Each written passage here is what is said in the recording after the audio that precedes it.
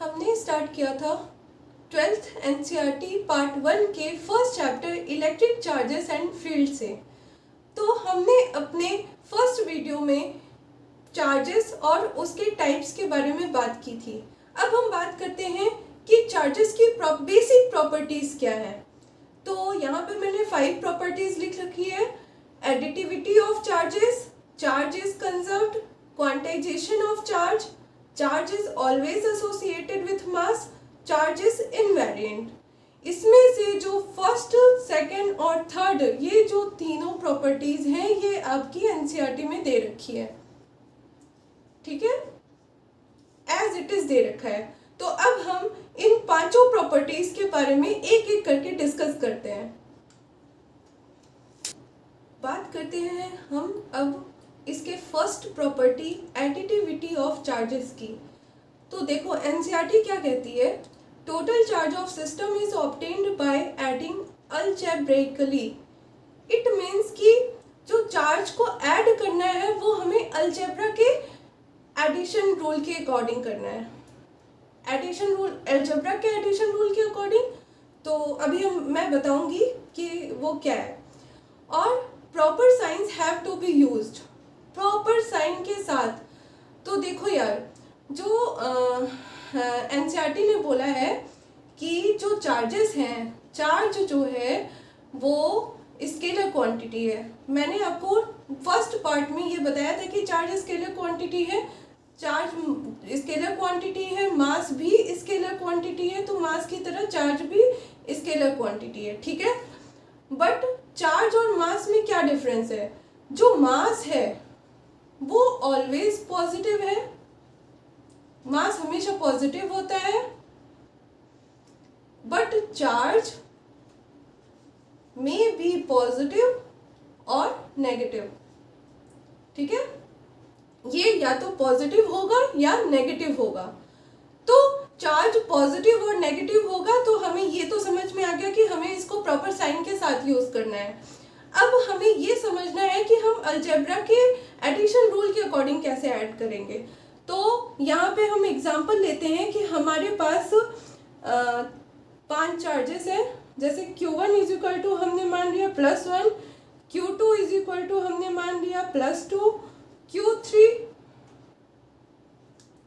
+2, Q3 is equal to -3, Q4 is equal to +4 and Q5 is equal to हम यहाँ पे consider करते हैं -5, ठीक है।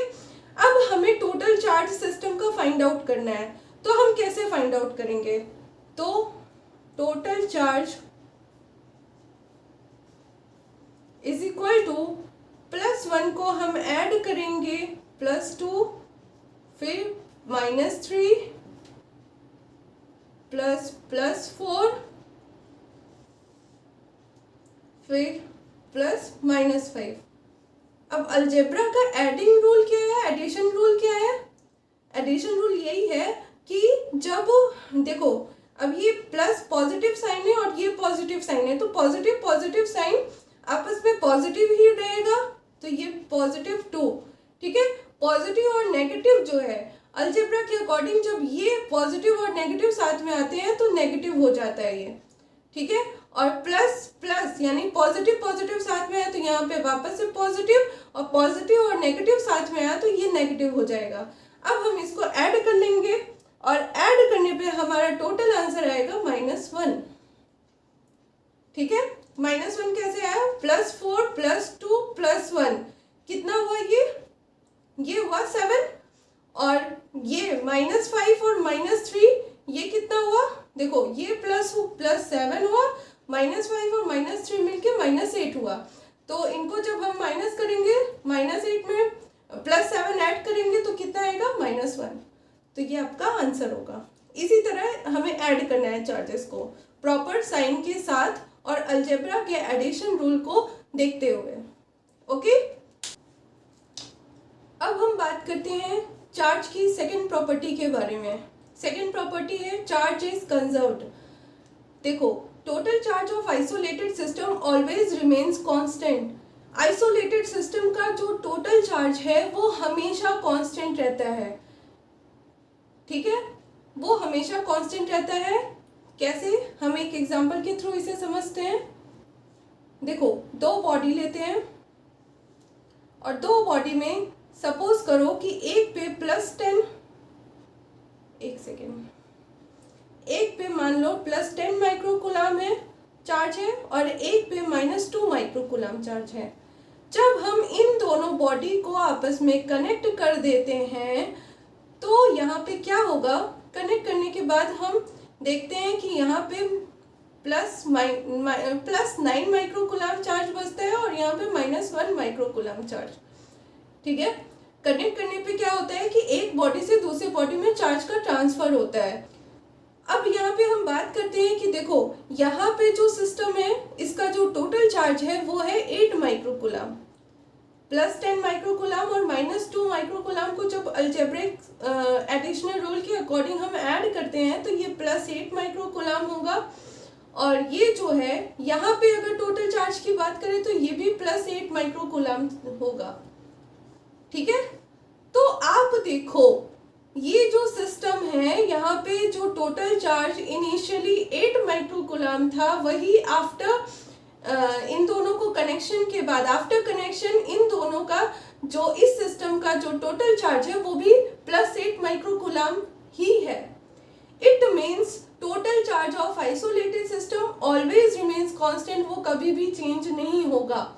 अगर 8 माइक्रोकूलम इनिशियली था तो बाद में भी वो 8 माइक्रोकूलम ही है और 8 माइक्रोकूलम ही रहेगा। ओके, अब इसके यहाँ पे देखते हैं हम, equal and opposite charge can be created और डिस्ट्रॉयड। ये सेंटेंस क्या बोल रहा है कि चार्ज जो है सिंगल पॉजिटिव चार्ज नहीं क्रिएट किया जा सकता, केवल नेगेटिव चार्ज नहीं क्रिएट किया जा सकता। अगर चार्ज क्रिएट होगा तो पॉजिटिव और नेगेटिव दोनों क्रिएट होगा और वो भी equal and opposite. Equal and opposite यानी कि इक्वल यानी कि मैग्नीट्यूड में सेम, अपोजिट यानी कि सेम मैग्नीट्यूड का पॉजिटिव चार्ज क्रिएट होगा और सेम मैग्नीट्यूड का नेगेटिव चार्ज क्रिएट होगा। इसका भी एक एग्जांपल हम लोग देखते हैं कि न्यूट्रॉन का प्रोटॉन और इलेक्ट्रॉन में कन्वर्ट होना। जब न्यूट्रॉन डिसोसिएट होता है तो प्रोटॉन और इलेक्ट्रॉन का फॉर्मेशन होता है। तो यहाँ पे भी आप देखो, एक पॉजिटिव चार्ज अगर बन रहा है तो उसके साथ ही साथ एक नेगेटिव चार्ज भी बन रहा है और दोनों मैग्नीट्यूड में इक्वल है और साइन दोनों का अपोजिट है। ठीक है, अब समझ में आ गया, equal and opposite charge can be created और डिस्ट्रॉयड।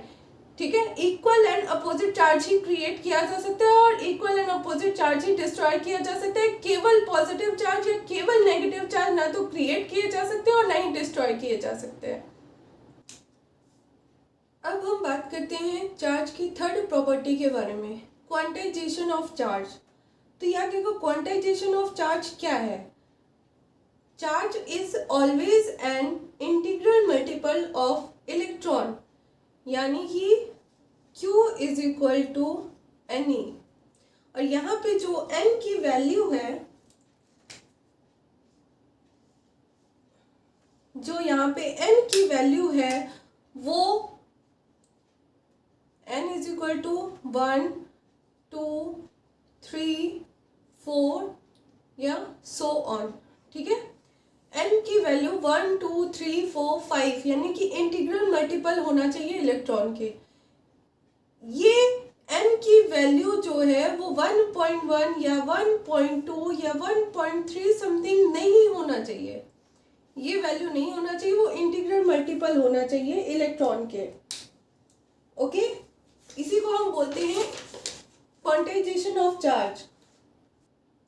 जो पैरामीटर डिसकंटिन्यूअस मैनर में चेंज होते हैं वही क्वांटाइज्ड होते हैं। डिसकंटिन्यूअस मैनर का मतलब है कि एक के बाद डायरेक्ट दो आ जाए, यानी कि बीच में 1.1, 1.2, 1.3 ये सब ना आए।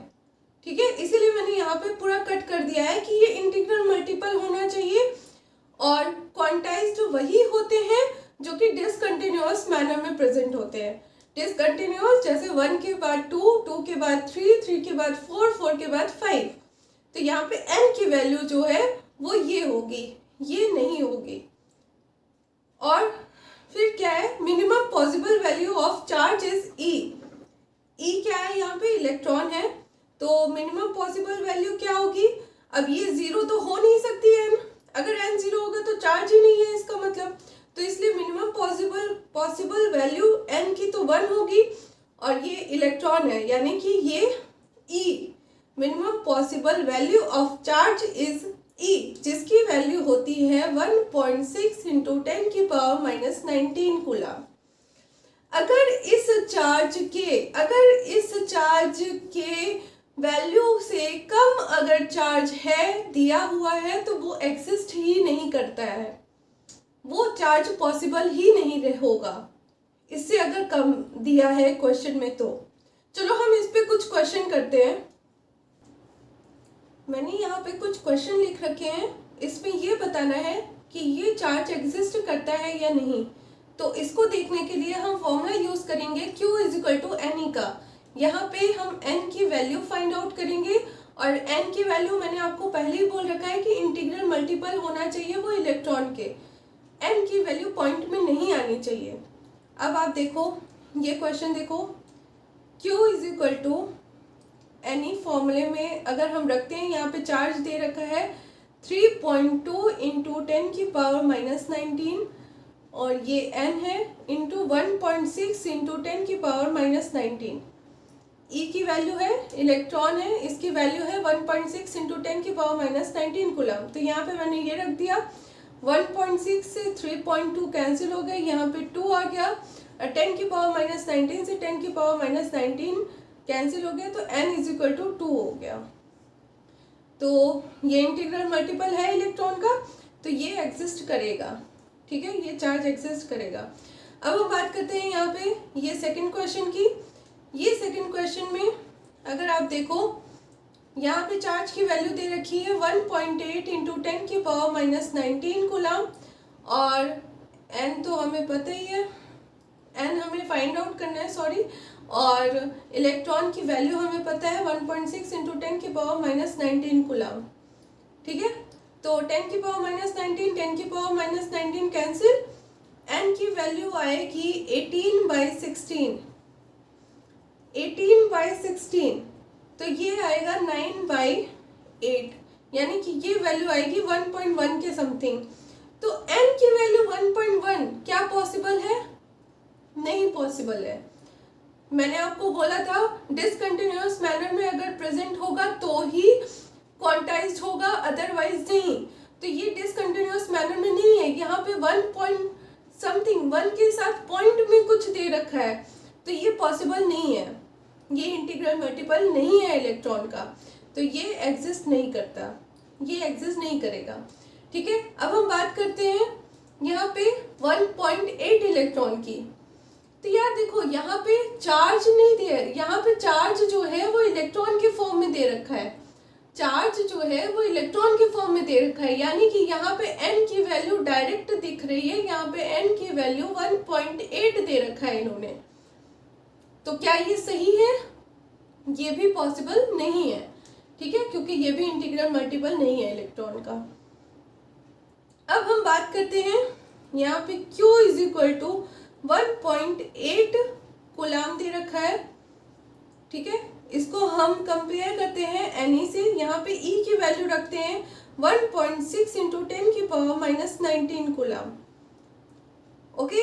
तो N इज इक्वल टू ये हो जाएगा 18/16 इंटू 10 की पावर 19। आप इसको अगर सॉल्व करोगे, मैं डायरेक्ट लिखती हूँ, तो आप इसको सॉल्व करना, तो 18/16 इंटू 10 की पावर 19 आएगा, ठीक है।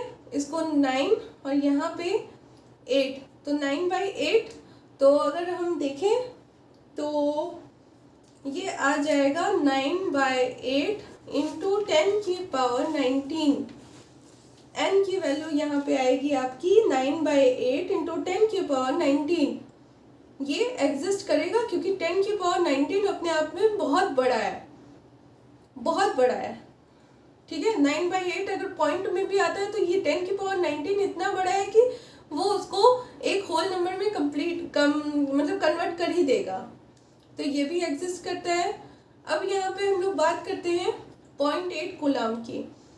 तो यहाँ पे चार्ज दे रखा है 0.8 coulomb, Q is equal to NE लगाएंगे, Q की वैल्यू 0.8 कूलाम, एंड हमें फाइंड आउट करना है E की वैल्यू 1.6 इंटू 10 की पावर -19। तो ये उधर जाएगा, ये हो जाएगा 1/2 इंटू 10 की पावर 19। इसको सॉल्व करेंगे तो ये आएगा 5 इंटू 10 की पावर 18। आप इसको कंप्लीट सॉल्व करना है, यहाँ पे डिवाइड करेंगे तो 0.5 इंटू 10 की पावर 19 आएगा। फिर 0.5 को अगर होल नंबर में मतलब 0.5 को अगर नॉर्मली ऐसे लिखना है तो 5 इंटू 10 की पावर -1 इंटू 10 की पावर 19 करेंगे तो 10 की पावर 19 और 10 की पावर -1 इज इक्वल टू 10 की पावर 18 होगा। तो आप इसको कंप्लीट सॉल्व कर लेना। तो यहाँ पे ये भी एक होल नंबर है, क्योंकि 10 की पावर 18 अपने आप में बहुत बड़ा नंबर है, तो ये एग्जिस्ट करेगा। ठीक है, अब यहाँ पे देखते हैं लास्ट क्वेश्चन है 2 माइक्रो कूलाम। माइक्रो का क्या मतलब है? 10 की पावर -6 माइक्रो कूलाम। माइक्रो का मतलब है 10 की पावर -6, तो यानी कि Q इज इक्वल टू हो जाएगा 2 की पावर 2 इंटू 10 की power -6 is equal to N into 1.6 into 10 की पावर -19। ठीक है, आप इसको अगर सॉल्व करोगे तो इसकी वैल्यू आएगी 1/8 इंटू 10 की पावर 13। तो ये भी एग्जिस्ट करेगा। ओके, क्योंकि 10 की पावर 13 अपने आप में ही एक बहुत बड़ा नंबर है। अब हम बात करते हैं चार्ज की फोर्थ प्रॉपर्टी के बारे में। Charge is always associated with mass. तो यहाँ पे मैंने लिखा है charge can not exist without mass, but mass can exist without charge. यानी कि चार्ज का अपना एक मास होता है। ठीक है, जैसे कि इलेक्ट्रॉन है, यहाँ पे मैं यहाँ पे लिखती हूँ इलेक्ट्रॉन है। इलेक्ट्रॉन का हमने चार्ज की वैल्यू तो देख ली, 1.6 इंटू 10 की पावर -19 कूलाम होता है। इलेक्ट्रॉन का मास होता है 9.1 इंटू 10 की पावर -31 kg। यानी कि जो मिनिमम अमाउंट ऑफ चार्ज है उसमें मास है। इलेक्ट्रॉन का अपना एक मास है 9.1 इंटू 10 की पावर -31 kg। इसी तरह प्रोटॉन का अपना एक मास है। ठीक है, तो चार्ज जो है वो विदाउट मास एग्जिस्ट नहीं कर सकता है, but mass can exist without charge. हाँ, ये है कि मास में अगर ये सेंटेंस आए कि मास कैन एग्जिस्ट विदाउट चार्ज, तो हाँ ये सेंटेंस सही है। क्यों सही है? क्योंकि जैसे कि आप किसी दुकान पे गए चीनी लेने, शुगर खरीदने, ठीक है, आपने उनसे बोला कि भैया 1 किलो शुगर दे देना। आपने शुगर लिया, क्या उसमें चार्ज होता है? नहीं ना, बट उसका मास तो है। आपने 1 kg शुगर लिया है, उसका मास है, बट उसमें कोई चार्ज नहीं है। या तो बेस्ट एग्जांपल आप अपने आप को ही देख लो, आपका खुद का एक मास है कि नहीं? क्या आप में चार्ज है? क्या आप मतलब आपके अंदर चार्ज है? नहीं ना। तो mass can exist without charge. Mass जो है विदाउट चार्ज के एग्जिस्ट कर सकते हैं, but charge can not exist without mass. जहां पे भी चार्ज होगा वहां पे मास जरूर प्रेजेंट होगा उसका। ठीक है, सेकेंड पॉइंट क्या है? When a neutral body is charge then its mass may be increases or decreases depends on nature of charge। जब कोई न्यूट्रल बॉडी चार्ज की जाती है तो इसका मास या तो इंक्रीज होता है या तो डिक्रीज होता है। वो चार्ज के नेचर पे डिपेंड करता है। चार्ज का नेचर पॉजिटिव है या नेगेटिव है, वो डिपेंड करता है, उस पर डिपेंड करता है कि मास उसका इंक्रीज हो रहा है या डिक्रीज हो रहा है। जैसे अगर चार्ज पॉजिटिव चार्ज दिया जाता है किसी बॉडी को तो उसका मास डिक्रीज होगा। कैसे डिक्रीज होगा? पॉजिटिव चार्ज किसी बॉडी पे कब आएगी? जब उसमें से इलेक्ट्रॉन जो है वो रिमूव होगा। और इलेक्ट्रॉन अगर रिमूव हो रहा है तो इलेक्ट्रॉन अपने साथ कुछ मास लेके रिमूव होगा। तो इसका मतलब है कि उस बॉडी में से कुछ मास भी रिमूव हुआ है। तो जो एक्चुअल मास था उसमें से अगर मास निकल गया तो जो मास होगा वो तो डिक्रीज हुआ ना। तो इसी का यही है इसका मतलब कि पॉजिटिव चार्ज जब किसी बॉडी को दी जाती है तो उसका मास डिक्रीज करता है, और जब नेगेटिव चार्ज दिया जाता है किसी बॉडी को तो उसका मास इंक्रीज करता है। नेगेटिव चार्ज का मतलब है कि इलेक्ट्रॉन ऐड हो रहे हैं, इलेक्ट्रॉन ऐड हो रहे हैं, यानी कि इलेक्ट्रॉन जो है वो अपने साथ मास को लेकर ऐड हो रहा है। जो इनिशियल मास था बॉडी में, इलेक्ट्रॉन के आ जाने से वो मास इंक्रीज कर गया है, क्योंकि इलेक्ट्रॉन अपने साथ कुछ मास लेके आया है। तो मास इंक्रीज होगी जब नेगेटिव चार्ज दिया जाता है बॉडी को। तो ठीक है, इतना समझ में आ गया। अब हम बात करते हैं चार्ज की फिफ्थ प्रॉपर्टी के बारे में। Charge is invariant. Charge is invariant, it means charge does not depends on velocity. Charge velocity पे डिपेंड नहीं करता है। ठीक है, अब ये दिमाग में मत बैठा लेना कि हर स्केलर क्वांटिटी जो है वो वेलोसिटी पे डिपेंड नहीं करती या वो इनवेरिएंट होती है।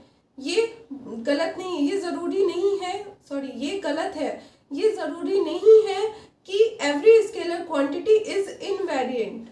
ज़रूरी नहीं है कि सारी स्केलर क्वांटिटी इनवेरिएंट हो। ठीक है, सिर्फ यहाँ चार्ज के बारे में हम बात करते हैं कि चार्ज इनवेरिएंट है, चार्ज वेलोसिटी पे डिपेंड नहीं करता। क्योंकि यहाँ पे अगर मास को देखा जाए तो वो जो है वो वेलोसिटी पे डिपेंड करती है। ये फॉर्मूला है m = m0 upon √1 - v² upon c²। ये फॉर्मूला है। तो यहाँ पे अगर वेलोसिटी इंक्रीज करेगी तो ये जो बेस की वैल्यू है, ये जो वेलोसिटी अगर इंक्रीज करेगी तो ये पूरी वैल्यू क्या होगी, ये पूरी वैल्यू क्या होगी, ये पूरी वैल्यू डिक्रीज करेगी। और अगर ये पूरी वैल्यू डिक्रीज करेगी तो m जो है, मास जो है वो इंक्रीज करेगा। ओके, तो इसका मतलब है कि मास जो है वो वेलोसिटी पे डिपेंड करता है। एक चीज और यहाँ पे देखो कि जब हम वेलोसिटी को, जब हम चार्ज पार्टिकल की वेलोसिटी इंक्रीज करते हैं तो इसकी, देखो चार्ज पार्टिकल तो चार्ज तो नहीं वेलोसिटी पे डिपेंड करता है, बट इसकी जो स्पेसिफिक चार्ज होता है, स्पेसिफिक चार्ज Q/m होता है। ठीक है, इसका जो स्पेसिफिक चार्ज है उसकी वैल्यू डिक्रीज करेगी। और वो किस वजह से करेगी, क्योंकि मास यहाँ पे चेंज हो रहा है, मास वेलोसिटी पे डिपेंड कर रहा है। तो यहाँ पे जो स्पेसिफिक चार्ज है वो Q/m होता है। जैसे कि मैंने आपको बोला कि जब हम वेलोसिटी को इंक्रीज करते हैं, यहाँ पे अगर वेलोसिटी को इंक्रीज करेंगे तो ये पूरी वैल्यू डिक्रीज करेगी, और अगर ये पूरी वैल्यू डिक्रीज करेगी तो जो मास है वो इंक्रीज करेगा, यानी कि मास इंक्रीज करेगा। क्यों, तो कांस्टेंट ही रहेगा क्योंकि वो वेलोसिटी पे डिपेंड नहीं करता। तो अगर मास इंक्रीज करेगा तो ये पूरी वैल्यू जो है वो डिक्रीज करेगी।